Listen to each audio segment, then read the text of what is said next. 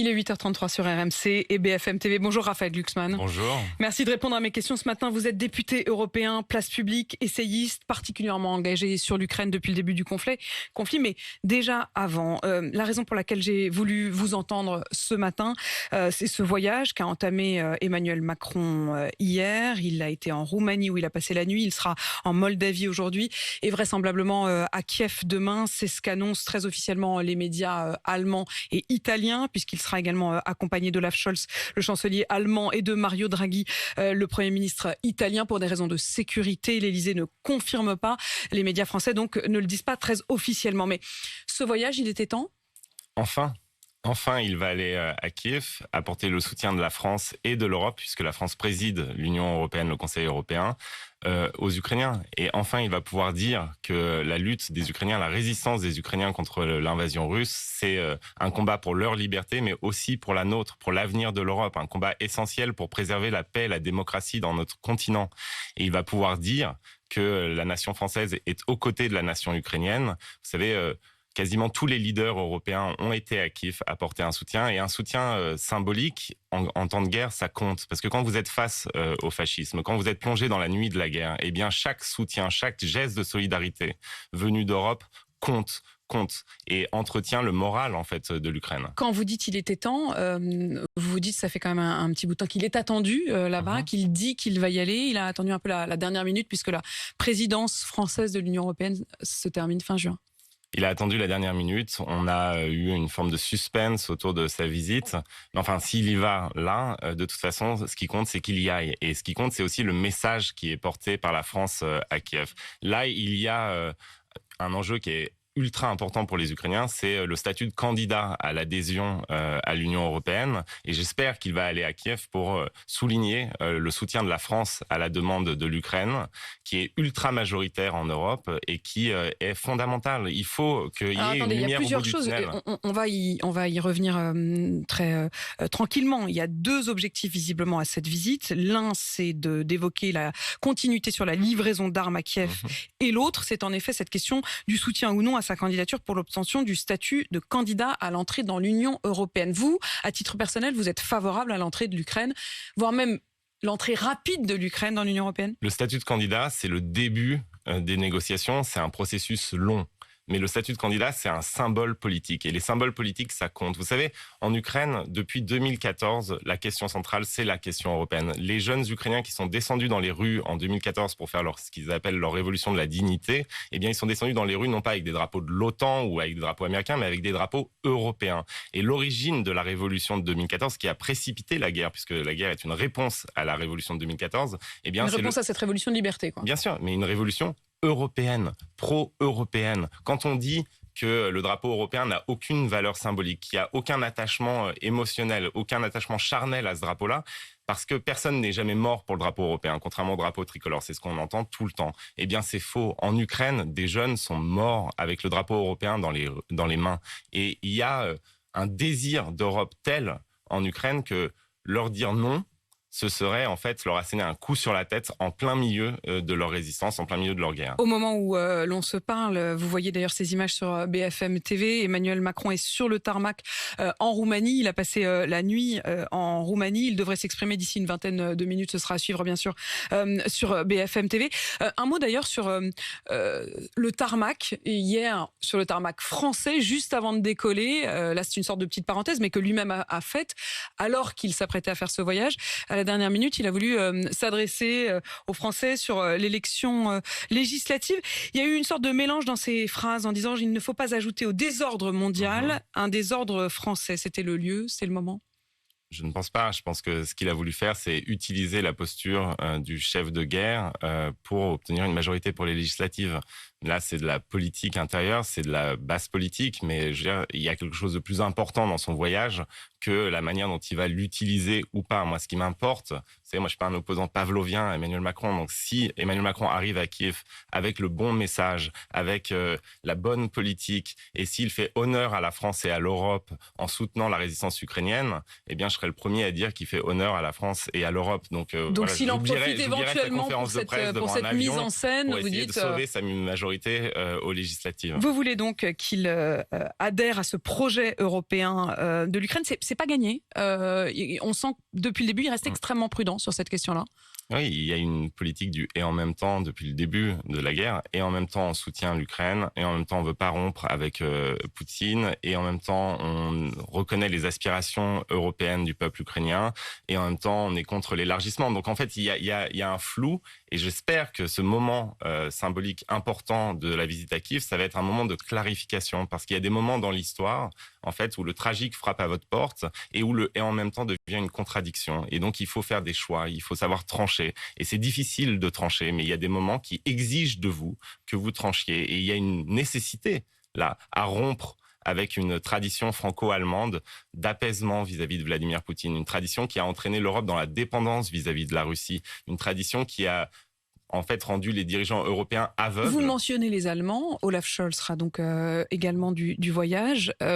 Vous estimez que l'Allemagne a joué un peu un double jeu depuis le début de ce conflit, ou en tout cas n'a pas été suffisamment moteur dans le soutien à l'Ukraine? Déjà, il faut reconnaître que l'élite allemande a rendu l'Europe extrêmement faible face à la Russie, de par ses choix énergétiques, de par sa politique de compromission permanente vis-à-vis de la Russie et du régime de Vladimir Poutine. Il y a eu un échec immense de l'Europe allemande.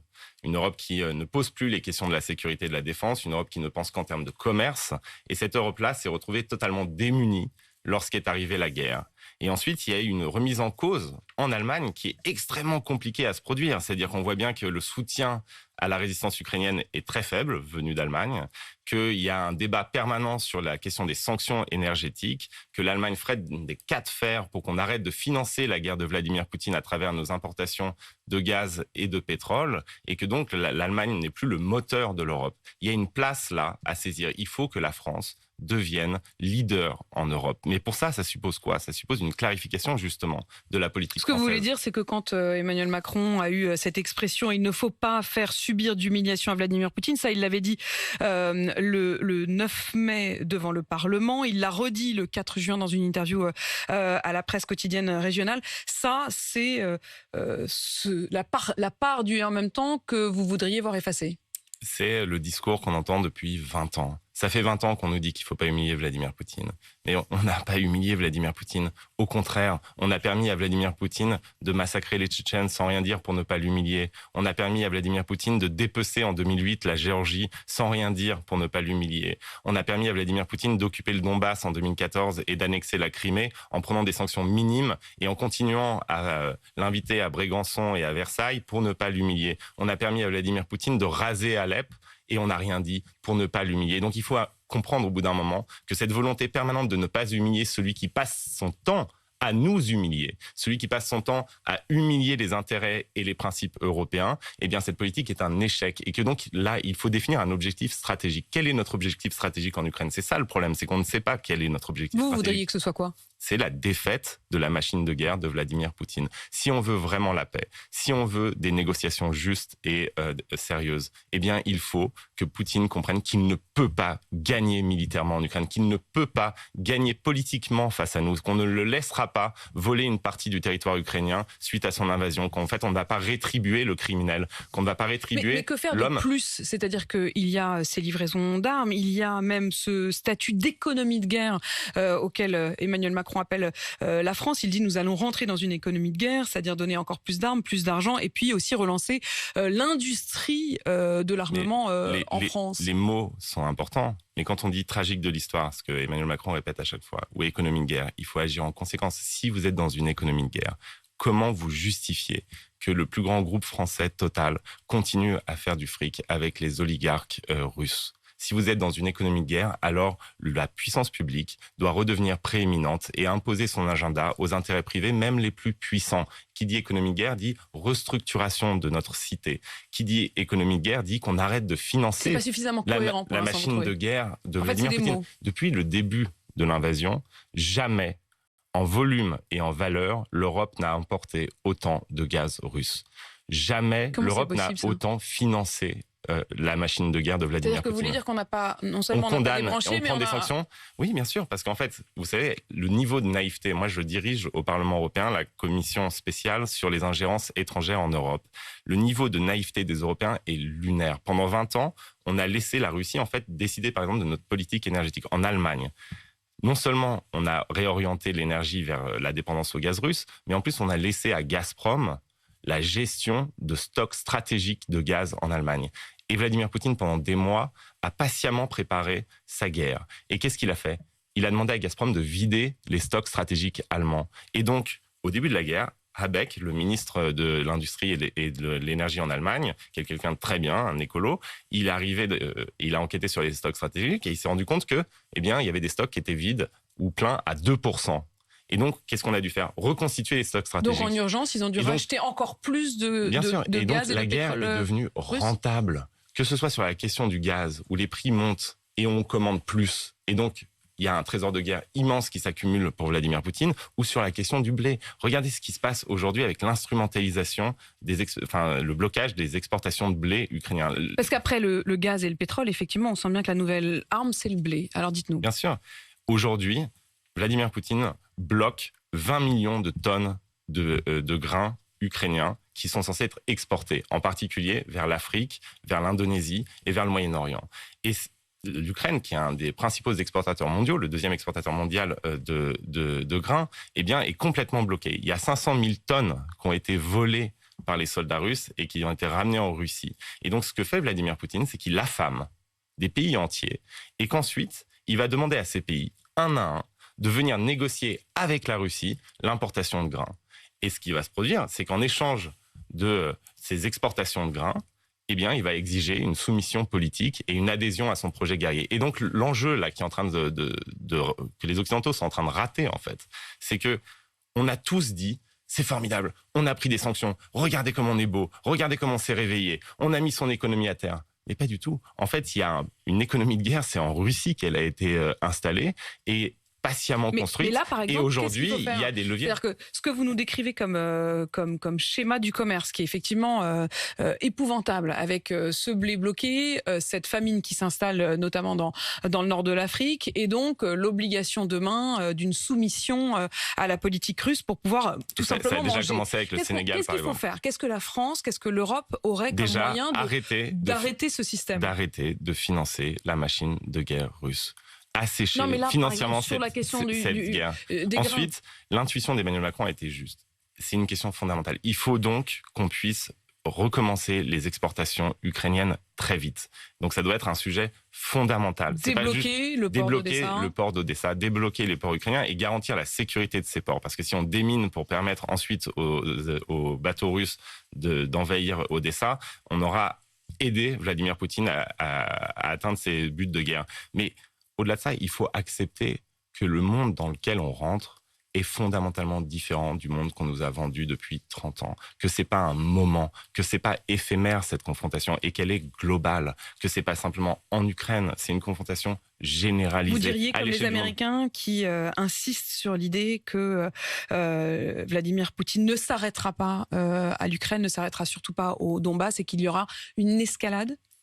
Vladimir Poutine cherche la confrontation avec l'Europe et l'Occident depuis le début de son règne. Il est là dans le moment de la confrontation. Et donc, on doit l'accepter, cette confrontation, et agir de telle façon qu'on soit plus puissant que lui. Et aujourd'hui, il y a la tentation du business as usual.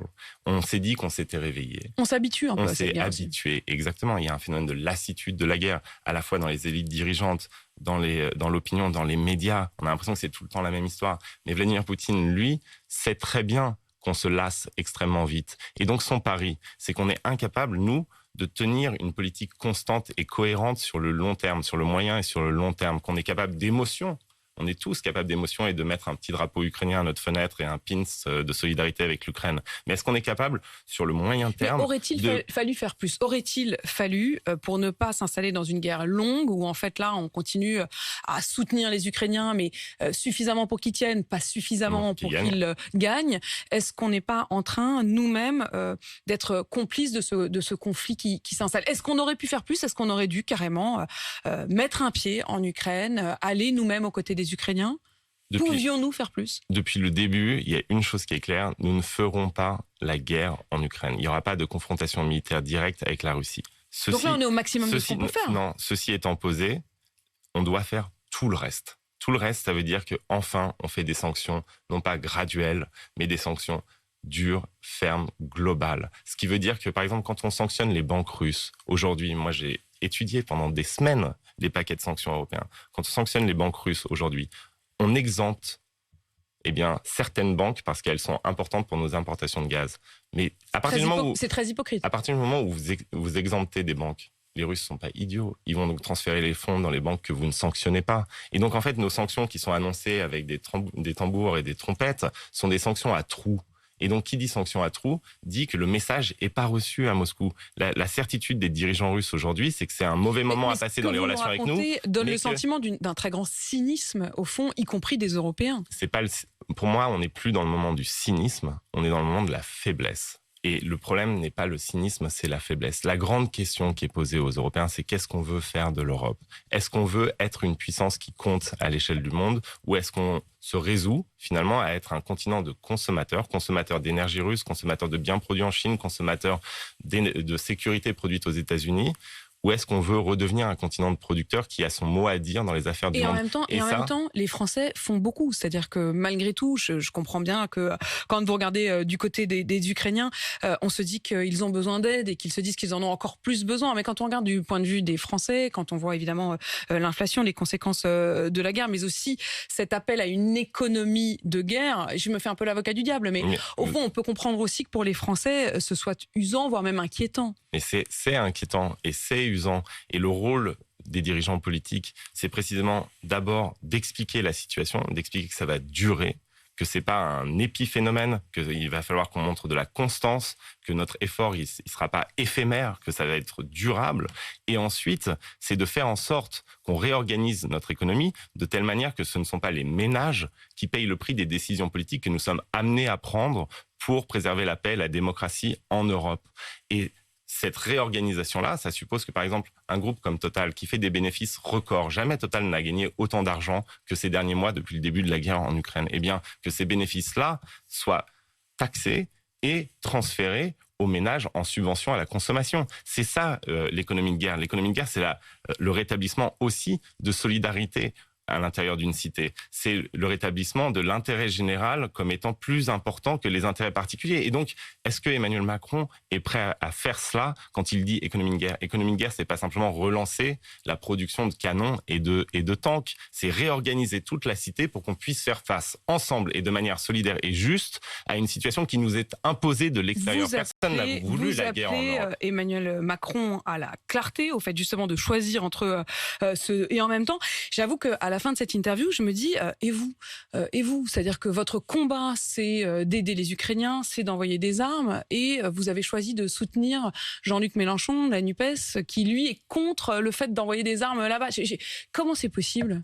J'ai une position extrêmement simple. Je ne veux pas revivre 5 ans avec des députés qui enregistrent les lois présentées par l'exécutif sans débat politique. Moi, je ne veux pas sacrifier la démocratie française. Donc, j'ai dit très clairement mes désaccords avec Jean-Luc Mélenchon. J'ai dit très clairement que je ne faisais pas campagne sur le thème Jean-Luc Mélenchon Premier ministre comme si j'effaçais l'ensemble de ces désaccords, mais que je veux des députés de gauche et écolos à l'Assemblée nationale. Moi, je veux qu'il y ait du débat dans ce pays. J'en peux plus. J'étouffe en fait dans une république qui serait finalement une république où 2 personnes, le président et son directeur de cabinet, décideraient de l'ensemble des politiques qui sont menées, de l'ensemble des lois.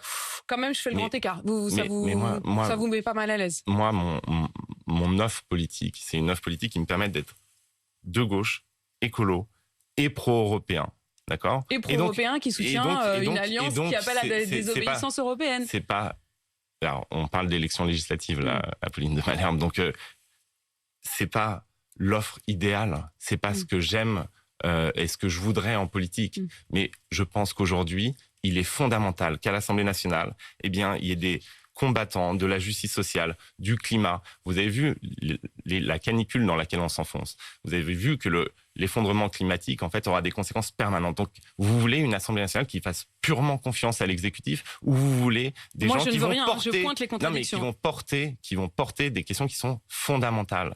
Et donc, par ailleurs, il y a une association qui s'appelle Stand with Ukraine, qui propose une charte de soutien à l'Ukraine à tous les candidats aux élections législatives, au deuxième tour. Et j'espère que le maximum de députés de gauche, et d'ailleurs le maximum de députés en général, vont soutenir ces points extrêmement concrets pour qu'on ait des combattants de la liberté ukrainienne au Parlement européen. Et je note que jusqu'ici, eh bien, il y a beaucoup de députés... Parlement français, en l'occurrence, mais je comprends que vous êtes vous-même, évidemment, Raphaël Glucksmann, député européen. Et juste, je veux dire une chose, c'est que je suis avant tout un amoureux de la démocratie. Il faut qu'il y ait du débat partout, et en particulier dans les institutions. S'il n'y a pas de débat dans les institutions, si l'Assemblée nationale est une caisse d'enregistrement, eh bien, nous aurons en permanence... l'opposition va se déplacer vers la rue. Moi, je suis pour les institutions. Je suis pour qu'il y ait des tribuns, des colères, des passions, des espérances, des gens qui souffrent dans cette société au sein de l'Assemblée nationale. Et c'est pour ça que je ne veux pas de ces caisses d'enregistrement qui sont... l'idéal, en fait, on va même être très précis, Raphaël Glucksmann. J'avais pas vraiment le droit de vous poser des questions sur les législatives pour des histoires de temps de parole, même si au fur et à mesure de cette interview, je trouvais que cette question, elle était importante à vous poser. Mais voilà, il faut donner toutes les règles du jeu aux uns et aux autres. Avec les temps de parole de la semaine, on est extrêmement contraint. Raphaël Glucksmann, merci en tout cas d'avoir répondu à mes questions ce matin. Vous êtes député européen, place publique, essayiste, et vous appelez donc à la plus grande clarté avec ce voyage sans doute à Kiev. C'est un moment vraiment essentiel. Il doit porter la parole de la France et de l'Europe. Et la parole de la France et de l'Europe, c'est de dire que le cœur de l'Europe aujourd'hui bat à Kiev. On l'a entendu, il est 8h54 sur RMC, BFM TV.